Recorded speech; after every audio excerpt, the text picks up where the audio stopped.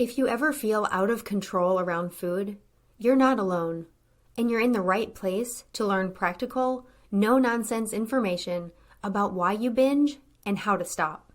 Binge eating does not mean that something is wrong with you.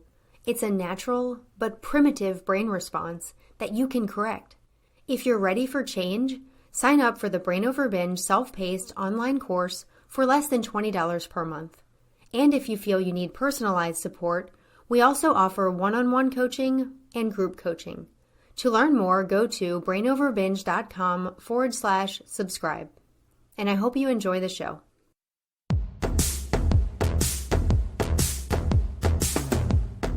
Welcome to the Brain Over Binge podcast, where you learn a simple, brain-based approach to ending binge eating. I'm so glad you're here, and I hope that the information and ideas you learn here on the show empower you to end your struggle with food. I hope you've been enjoying the Recovery Stories episodes that I've shared so far, which were the 4 previous shows. I actually have 2 more upcoming Recovery Stories episodes, which I'll release soon. I do all of my own editing for the podcast, and because those shows have been much longer than most of my other episodes, I haven't been able to find the time to finish editing them during the busyness of the summer and having my kids home all of the time. But I'm very much looking forward to sharing those additional conversations with you in the near future when I finish the editing process.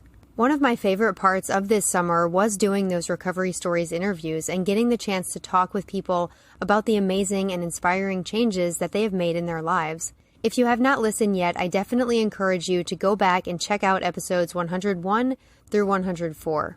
Today's show is going to focus on an extremely helpful practice called taking in the good.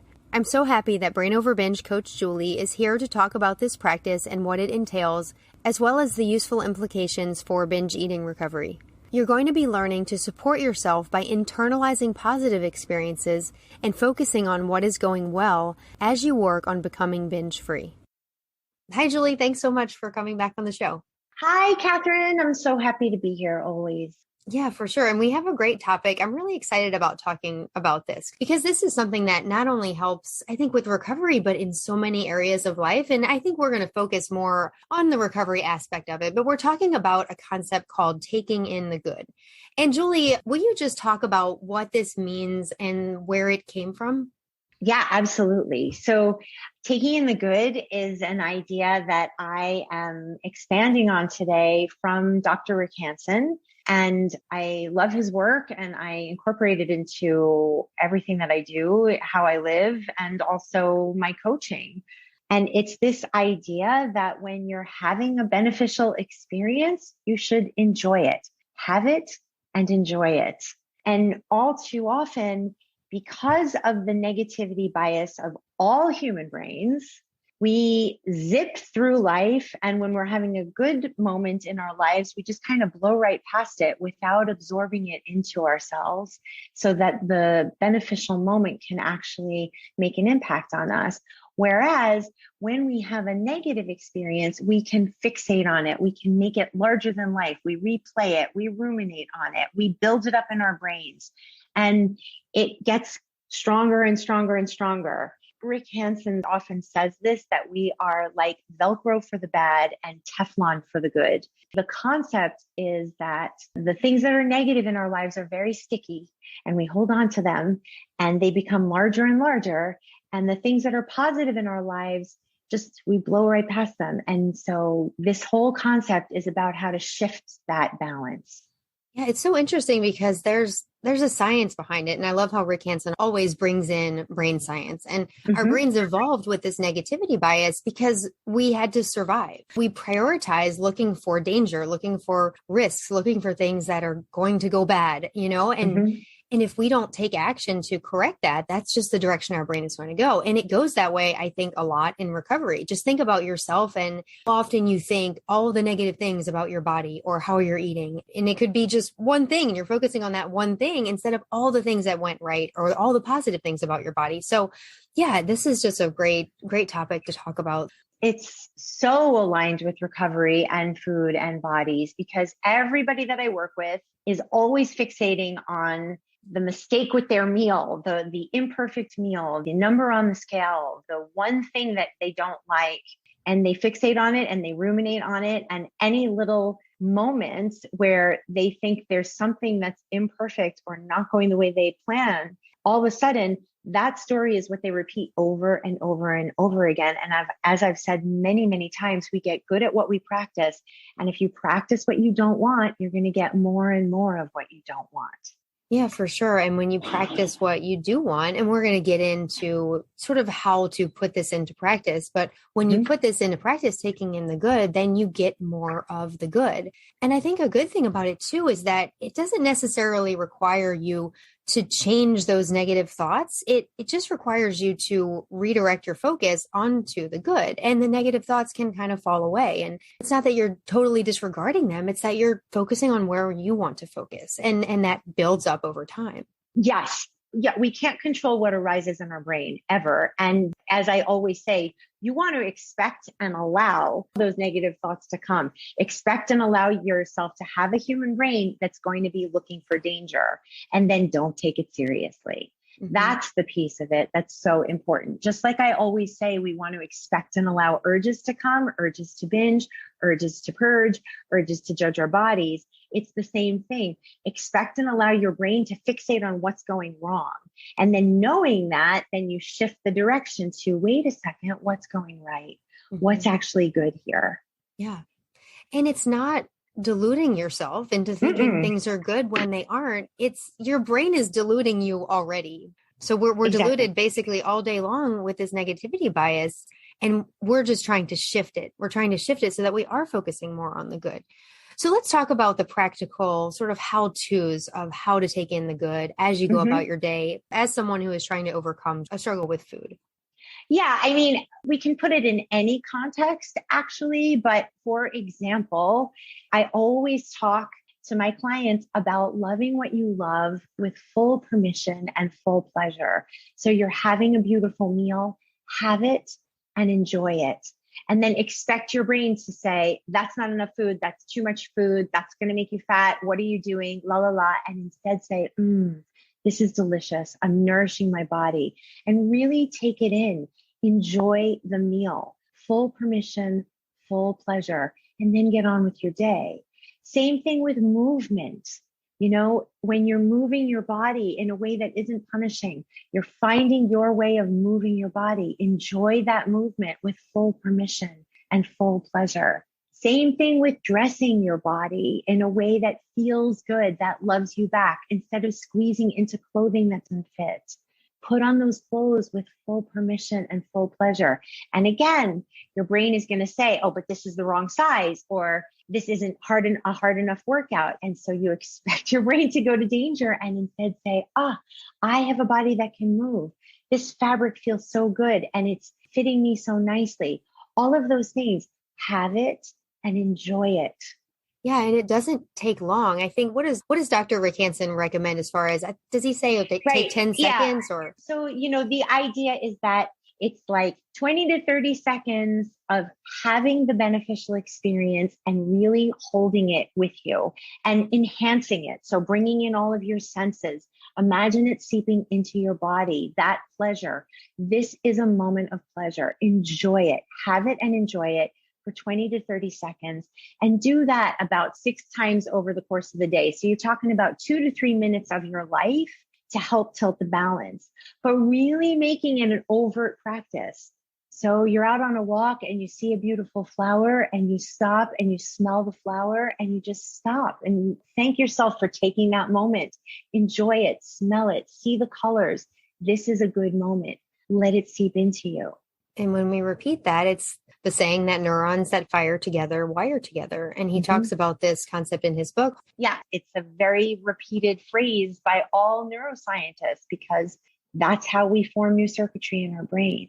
For sure. And you can see how powerful this is in recovery because the brain is so conditioned to focus on everything you did wrong. So I loved all the examples you gave just now about how you can use it in recovery. Some other examples I thought of is when you do dismiss an urge to binge, you savor that moment. And we talk about that a lot, about celebrating success. And I know you talk about that a lot in the Brain Over Binge group.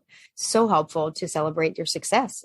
It's not just helpful, it's required for neural change. That's the thing that I love about this is that it's like you're celebrating and savoring that win. Like as I've spoken about before on the podcast, all the non-weight benefits that you get immediately on the other side of allowing an urge, those are priceless. So you're in your integrity, your digestion improves, you sleep better, you're proud of yourself. Savor that. Go me, I did it. And really take that in. Not only are you solidifying that pathway, but you're also giving yourself that gift. I'm so glad you brought that up. That was going to be my next example of savoring the benefits of recovery. Every benefit that you notice, take that 20 to 30 seconds to take in the good, to savor that experience, to bring it into yourself. And it really internalizes it and makes you want to keep going. 100%. And it builds and it builds and it builds. I always say it's just the tip of the iceberg, like one day of recovery and you wake up with clarity of thought and you have more brain space back and you see that you can do it and you take all of that in and you could write it down. You could share it with somebody. You can just shout, go me. And then the next day, a little bit more and a little bit more, and it keeps building. And then that is what you get good at. You get good at celebrating. You get good at savoring. You get good at noticing all of the things that are improving in your life. And the other thing is that along the spectrum of eating disorders, we've gotten so good at beating ourselves up and saying, it's not working and I'll never do this and it's not enough and I can't succeed and my body's not okay. And so it's so important to overtly shift that so that we start noticing all of the little steps of improvement along the way.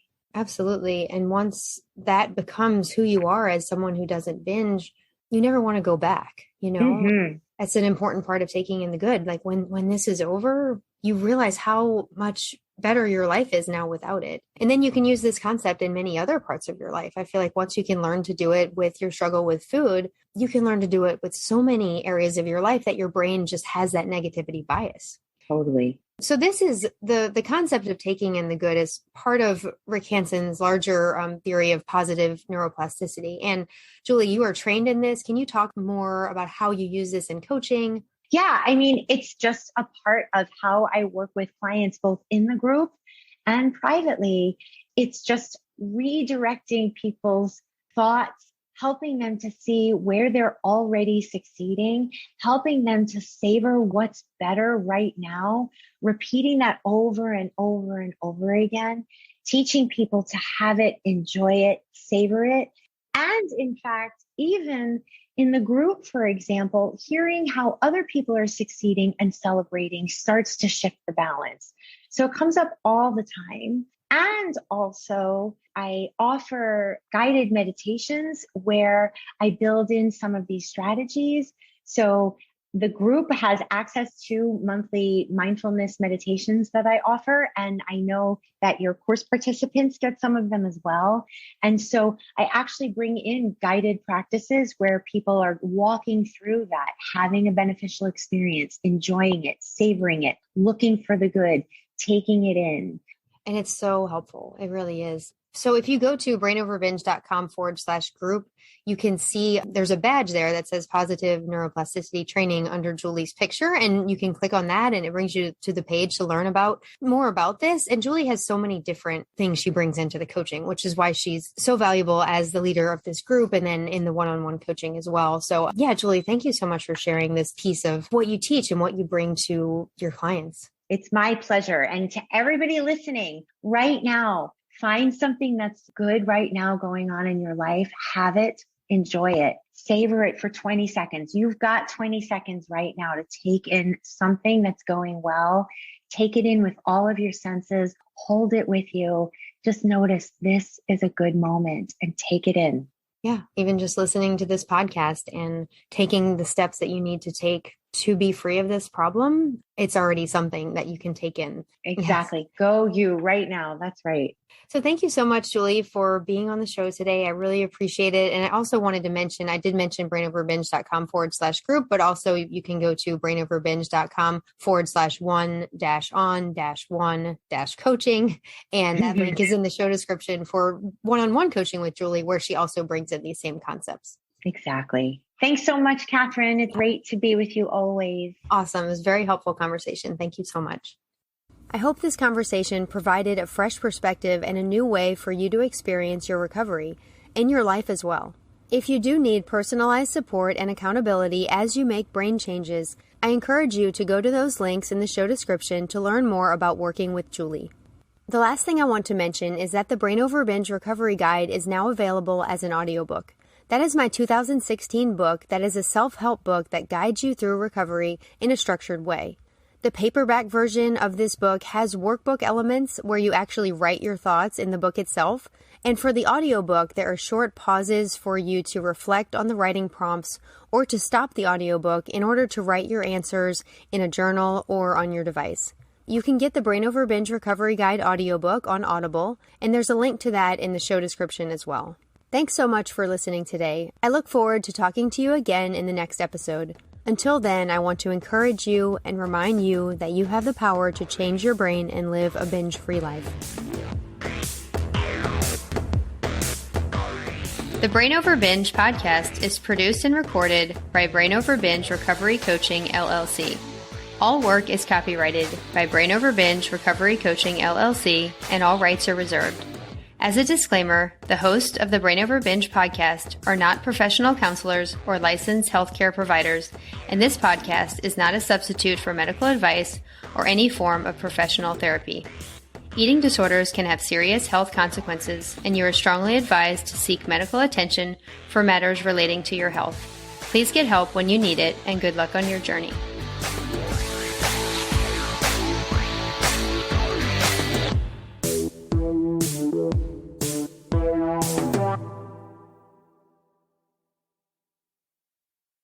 Need more help? You can find all of our current and upcoming options for support at brainoverbinge.com.